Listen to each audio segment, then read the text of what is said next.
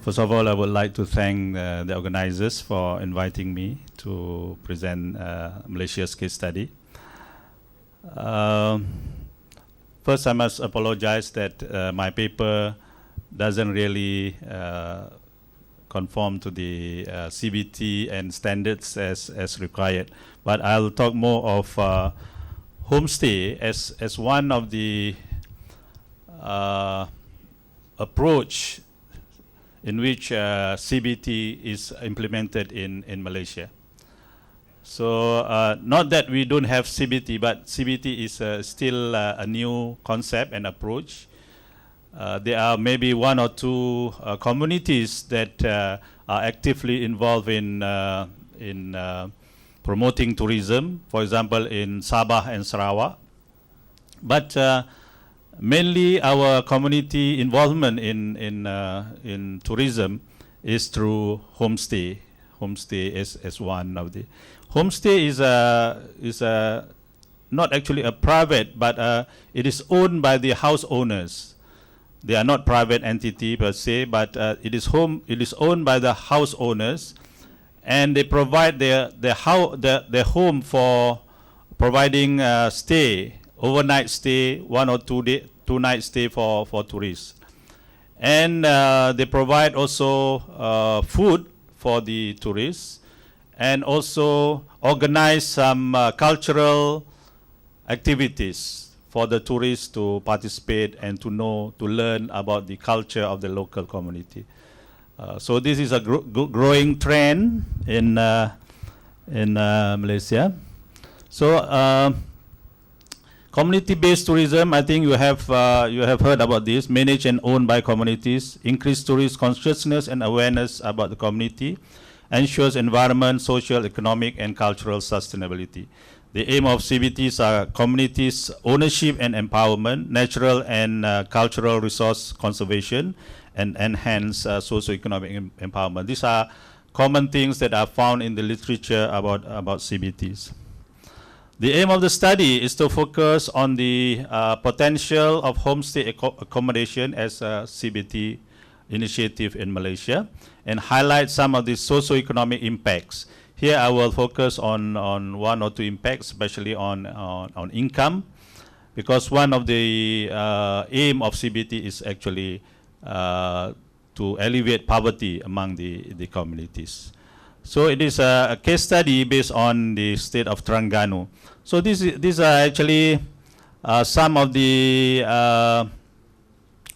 not the homes of the villages, but these are some structures, heritage structures in Terengganu that is one of the tourist attraction in the state.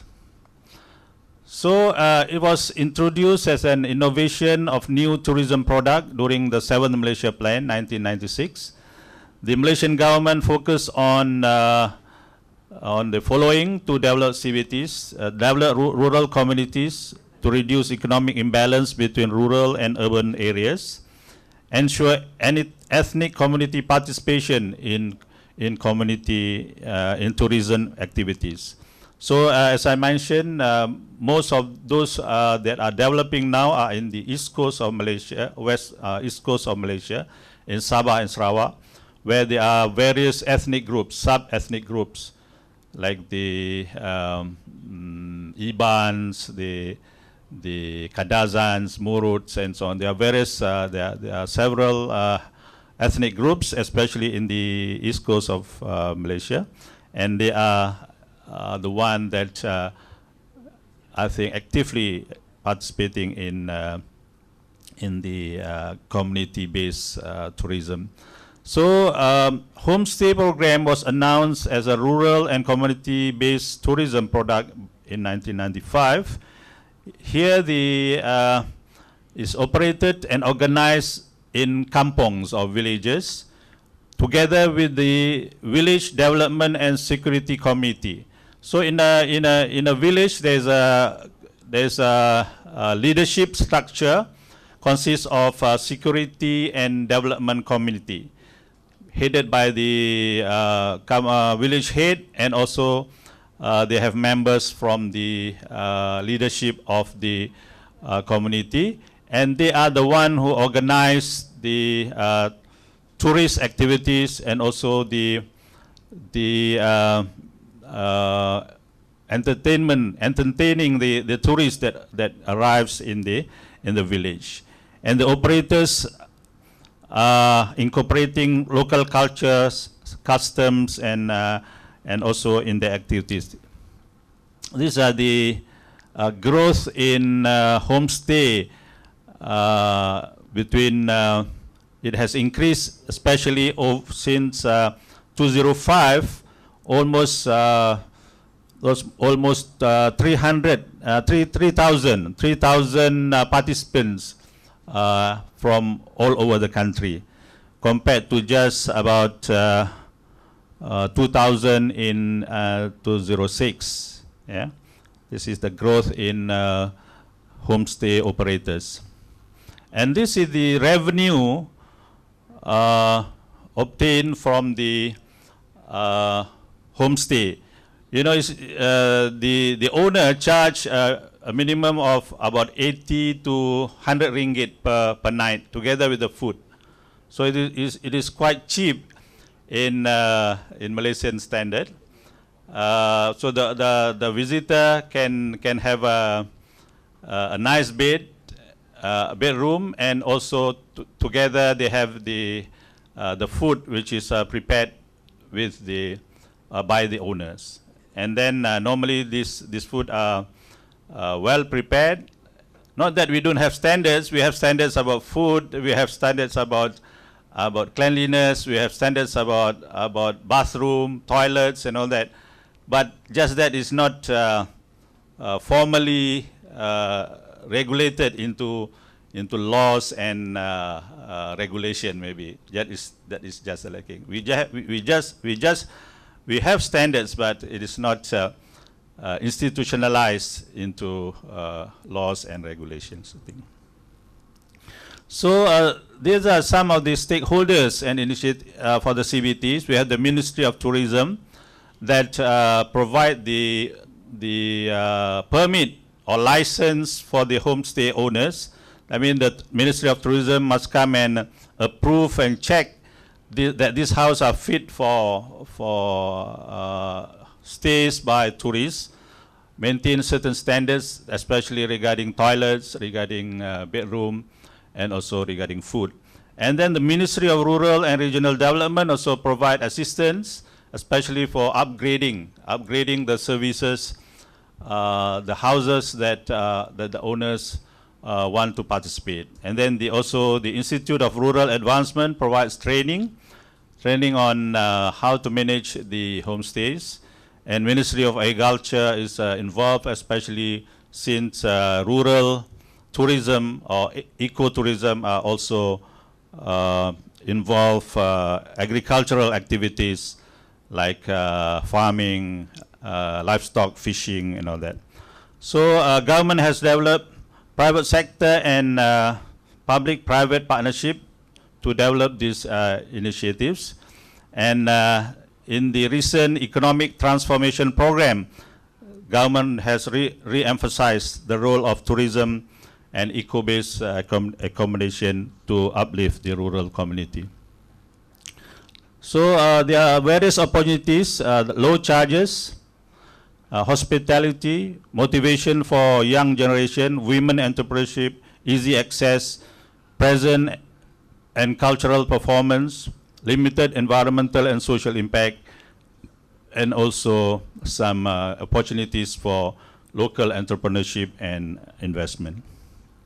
These are some of the pictures of houses and also the bedrooms and the surrounding for the homestays. These are some of the cultural activities.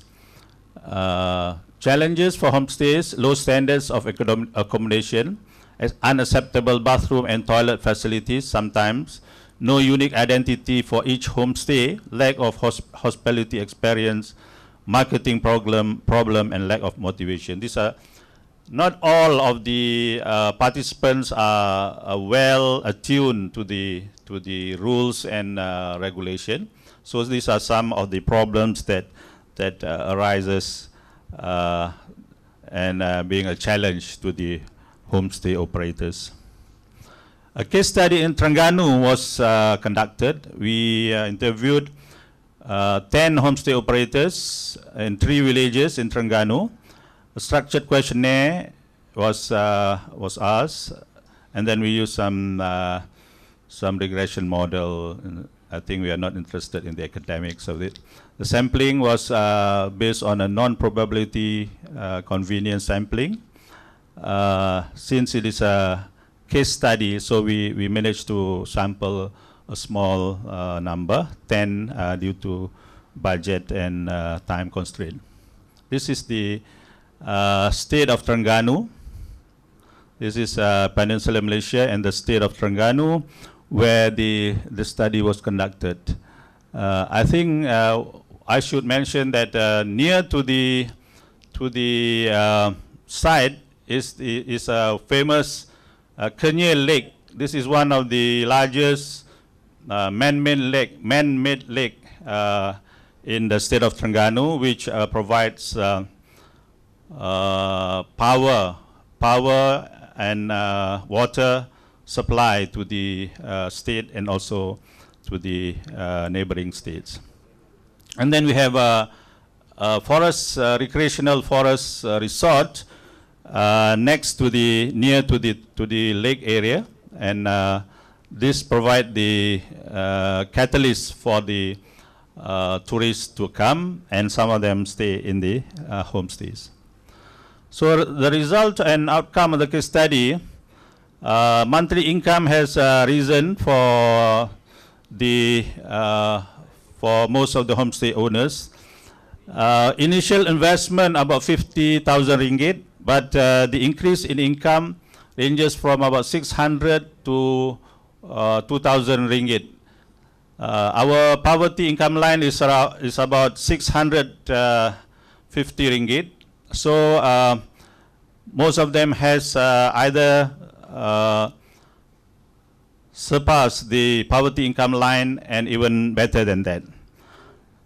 So there's some positive impact on the income, but there is also some experience of negative impact, maybe related to some cultural and religious norms that maybe it's not been observed by the tourists. So the operators have earned a major portion of their monthly expenses for their homestay accommodation. The break-even point is about 2 to 4 years from the investment. About 50,000, they can get back their money from the operation. This means that the overall turnover from this accommodation is satisfactory in terms of earnings. So most of the accommodation are operated by family members and in cooperation with the village committee. So from this case study, it is helpful in terms of employment opportunities, public-private investment, maintain conservation and ecosystem, highlight traditional culture, and increase the stability of local people lifestyle. Homestay accommodation can ensure economic benefit as well as social cohesion for rural communities. The case study provides some guidelines for improving qualities and standardization of homestays. So this is what maybe we need to work after this, building on the standards as other countries have formulated.